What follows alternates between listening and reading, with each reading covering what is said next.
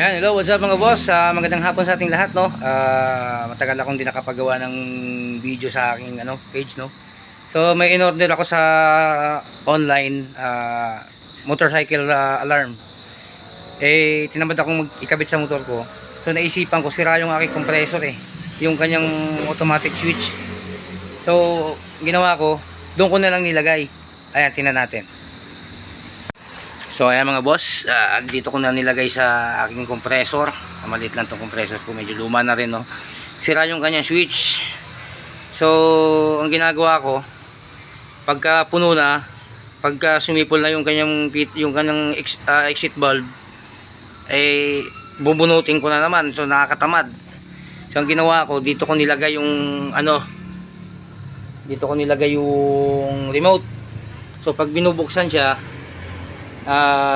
di remote na lang. Ito papakita natin yung remote. Legit yan mga boss. Ayan, yan ang kanyang remote, no? Ayan, tetestingin natin. Ewan ko lang kung may nakagawa na nito, hindi ako sure, pero ayan, start natin. Saan bang start to? Ito. Ayan, legit yan mga boss. Alright. Kahit malayo ako, pwede ko nang buksan yung aking compressor. Pwede kong patayin pag puno na.